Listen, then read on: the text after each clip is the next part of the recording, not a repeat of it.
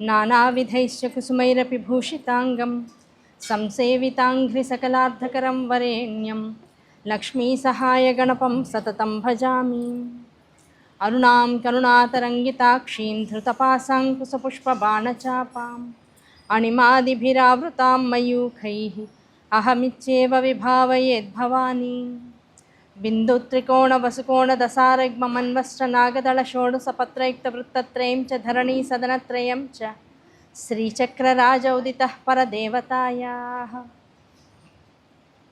गुरुर्ब्रह्मा गुरुर्विष्णुर्गुरुर्देवो महेश्वरः गुरुः साक्षात् परब्रह्म तस्मै श्रीगुरवे नमः। गुरवे सर्वलोकानां भिषजे भवरोगिणां निधये सर्वविद्यानां दक्षिणामूर्तये नमः। सदाशिवसमारम्भां व्यासशङ्करमध्यमाम् अस्मदाचार्यपर्यन्तां वन्दे गुरुपरम्पराम्। अज्ञानां जाह्नवीतीर्थं विद्यातीर्थं विवेकिनां सर्वेषां सुखदं तीर्थं भारतीतीर्थमाश्रये। विद्याविनयसम्पन्नां वीतरागं विवेकिनं वन्दे वेदान्ततत्त्वज्ञं विदुषेखरभारतीं। शारदाम्भोजवदनावदनाम्बुजे सर्वदा सर्वदास्माकं सन्निधिं क्रियात्। सर्वचैतन्यरूपां ताम् आद्यां विद्यां च धीमहि बुद्धिं या नः प्रचोदयात्। ज्ञानानन्दमयं देवं निर्मलस्फटिकाकृतिम् आधारं सर्वविद्यानां हयग्रीवमुपास्महे।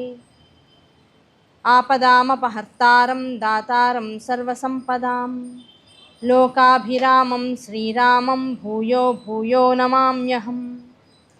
पूज्याय वायुपुत्राय वाग्दोषविनाशिन सकलविद्यां कुरु मे देवा रामदूत नमोऽस्तुते।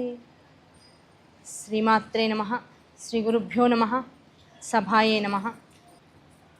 జగదంబకి గురించినటువంటి విశేష తత్వాన్ని మనకు అందించగలిగినటువంటి ఏకైక పురాణం జగత్తులో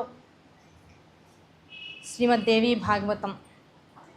ఆ దేవి పురాణాంతర్గతంగా భాగవత పురాణాంతర్గతంగా మనందరం కూడా గత 4 రోజులుగా అమ్మ యొక్క వైభవాన్ని యుగాలకు ఒక్కొక్క యుగంలో ఏ స్వరూపంగా ఆ తల్లి మనందరినీ అనుగ్రహిస్తోంది, ఏ రకంగా అనుగ్రహిస్తోంది, ఈ జగత్తంతా ఏర్పడినటువంటి ఆ నిర్గుణ పరబ్రహ్మతత్వము నుంచి ఏ సగుణ సాకారతత్వం అయితే ఆవిష్కృతమైందో జగత్తుగా, ఆ జగత్తు యొక్క వైభవాన్ని తెలుసుకునే ప్రయత్నంలో అహంకారముతో కూడుకున్నటువంటి జీవులందరూ, ఎందుకంటే జగత్తు ఎలా ఏర్పడింది అంటే అహంకారంతో ఏర్పడింది. నేను అనేకమవుదునుగాక అనేటువంటి భగవతి సంకల్పంతో ఏర్పడింది. అది మీరు పరమేశ్వరుడు అనుకోండి, భగవతి అనుకోండి, ఇద్దరు ఒకటే.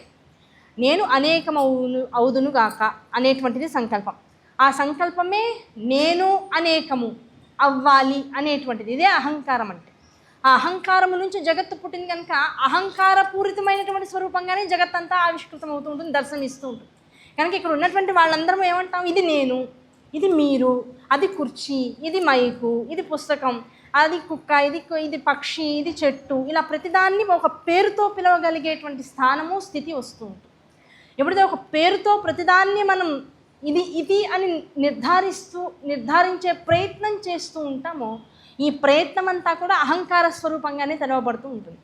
ఆ అహంకారం మరి తొలగేది ఎలా అంటే నామమాత్రంగా ఈ జగత్తులో స్వాభావికమైనటువంటి గుణముల చేత, ఎటువంటి గుణాలు అంటే సాత్విక, రాజసిక, తమో గుణాలతో ఉన్నటువంటి వాళ్ళం కనుక రాజసిక, తామసిక గుణాల వల్ల వచ్చేటువంటి అహంకార ప్రకోపనలన్నింటినీ పక్కన పెట్టి ఇది నేనే, కానీ ఇది చేసేటువంటి పనులేవి కూడా నేను అనుకుంటే అయ్యేటువంటివి కాదు, ఆ భగవతి నా యందు ఉండి నడిపిస్తే అయ్యేటువంటివే. ఈ నేను అనబడేటువంటి పదార్థం కూడా ఏదో రూపాంతర్గతంగా, గుణాంతర్గతంగా, ఏదో ఒక నామాంతరంగా దీనికి కిరణ్మయి అని పేరు, ఇది కాస్త ఏదో చావనఛాయ రంగులో ఉంటుంది, దీని గుణం ఫలానా అని చెప్పడం వరకే తప్ప ఆ నామాంతర, రూపాంతర, గుణాంతరంగా ఉన్నటువంటి ఆ సద్గుణ పరబ్రహ్మతత్వాన్ని ఆత్మస్వరూపంగా దర్శించగలిగితే చేసేటువంటి ప్రతి చర్య, అసలు ఈ జగత్తులోకి ఈ దేహం రావడమే ఆ దేవి అనుగ్రహం వల్ల, సంకల్పం వల్ల వచ్చింది. ఆ వచ్చింది నేను వచ్చానని తెలుసుకోవడమే దీనికి ఉన్నటువంటి అసలైనటువంటి ఫలం. ఎందుకు నువ్వు జగత్తులోకి వచ్చావు? ఇన్ని రకాల జీవులు, జంతురాశి, 84 లక్షల జీవరాశులు ఎందుకు జగత్తులోకి వచ్చాయి? అమ్మ ఎందుకు ఆవిష్కృతం చేసింది? ఒకటే, ఎందులోంచి విడిపడ్డావో అందులోకి మళ్ళీ ప్రయాణం చేసి కలిసే ప్రయత్నం చేయి. అదే నీ ఆట, అంతమించి ఏం లేదు. పిల్లవాడు ఎప్పుడు చెప్పుకునే ఎగ్జాంపుల్ అయినా ఇంకొకసారి చెప్పుకునే మనసుకి అర్థమవుతుంది. ఆ మనసుకు అర్థమైతే ఇంకా అది వదలదు. చిన్నపిల్లవాడు అప్పుడే పాకడం నేర్చుకున్నాడు. పాకడంలోంచి నెమ్మదిగా అవి ఇవి పట్టుకుని నుంచోవడం నేర్చుకున్నాడు. అన్ని పట్టుకుని నుంచుని తల్లిని ప్రతి చోట వీడు పాకుతున్నా చప్పట్లు కొడుతుంది, ఏమన్నా పట్టుకుని నెమ్మదిగా లేచినా చప్పట్లు కొడుతుంది, తనంతట తానుగా అడుగులు వేసినా చప్పట్లు కొడుతుంది. వాడిని ఇంకాస్త ముందుకు తీసుకురావడం కోసం, వాడు చేసే పనిలో ఇంకాస్త వాడు వృద్ధిని పొందడం కోసం తల్లి ఏం చేస్తుంది? పాకేటప్పుడు కానీ, లేచి నుంచునేటప్పుడు కానీ, వాడు అడుగులు వేసేటప్పుడు కానీ వాడికి కనపడకుండా తన స్వరూపాన్ని దాచుకుంటుంది. ఆ దాచుకుని పిల్లవాడిని ఏదో ఒక శబ్దంతో పిలుస్తుంది. నాన్న ఇలారా ఇలారా, ఇగో ఇక్కడ అమ్మ గాజులు శబ్దం చేస్తూ ఉంటుంది, ఓ తడికి వెనకాల నుంచి అక్కడ ఉన్నటువంటి గోడ శబ్దం చేస్తూ ఉంటుంది, లేకపోతే గజ్జల శబ్దం చేస్తూ ఉంటుంది. అది వినంగానే వాడికి అర్థమవుతుంది. రోజు అమ్మ ఎలా వస్తుంది, అమ్మ వచ్చేటప్పుడు ఎలాంటి ధ్వనులు వస్తూ ఉంటాయి వాడికి బాగా అర్థమైపోతుంది. ఆ తల్లి ఫలానా చోట ఉందని తెలుసుకుంటూ వాడు ఏం చేస్తాడు? తాను పాకే స్థితిలో ఉన్నా, లేచి అవి ఇవి పట్టుకుని నెమ్మదిగా అడుగులేసే స్థితిలో ఉన్నా, అమ్మ ఉన్న వైపుకి ఆ ధ్వని ప్రకటన చేత ప్రయాణం చేయడానికి, ఇంకా అడుగులు ముందుకు వేయడానికి ప్రయత్నం చేస్తూ ఉంటాడు. ఆ ప్రయత్నం తల్లికి కావాలి. అది ఎందుకు? వాడు అసలు పుట్టడం ఎందుకు? కనుక ఈ జగత్తులోకి వచ్చినటువంటి వాళ్ళందరికీ ఎందుకు వచ్చాము అనేటువంటి విషయం తెలియాలి అంటే, అమ్మని తెలుసుకోవడమే మనము జగత్తులోకి రావడానికి అసలు కారణం. అమ్మ నుంచి విడిపడ్డాం. ఆ అమ్మ యొక్క సాకార స్వరూపంగా, సగుణ స్వరూపంగా ఈ జగత్తులో సృష్టి, స్థితి, లయ, తిరోధాన అనుగ్రహాలు అనేటువంటివి ఏర్పడ్డాయి. వాటి ద్వారా జగత్తులో సృష్టి రచనలో ఎన్నో జీవులు ఉన్నా వాటన్నింటికన్నా చాలా వైవిధ్యంగా మానవుడు అనేటువంటి వాడు మనిషి రూపాన్ని ఎత్తాడు. ఆ మనిషి రూపాన్ని ఎత్తి భగవతి అనుగ్రహంతో రకరకాల శక్తులతో వీడు ఉన్నాడు. ఎన్ని శక్తులు ఉన్నాయంటే వీడేమిటో వీడికి తెలుసు, ప్రపంచం ఏమిటో వీడికి తెలుసు. ఆ తెలుసు అనేటువంటి శక్తి కూడా అమ్మ నుంచే వచ్చిందనేటువంటి ప్రయత్నం కనుక వాడు ఆచార్యవర్యుల యొక్క బోధల వల్ల చేయగలిగితే, ప్రతి జీవుడు కూడా అమ్మ సన్నిధిని పొందుతాడు. ఆ సన్నిధిని పొంది అమ్మని తెలుసుకుని ఈ శరీరం ఉండగానే ఈ జరుగుతున్నదంతా, కనపడుతున్నంతా, చేయబడుతున్నటువంటి విషయం అంతా కూడా అమ్మ తప్ప అన్యమైనటువంటిది ఏదీ లేదు అనే విషయాన్ని కనుక సంపూర్ణంగా తెలుసుకోగలిగినట్లయితే అదే సార్థకత.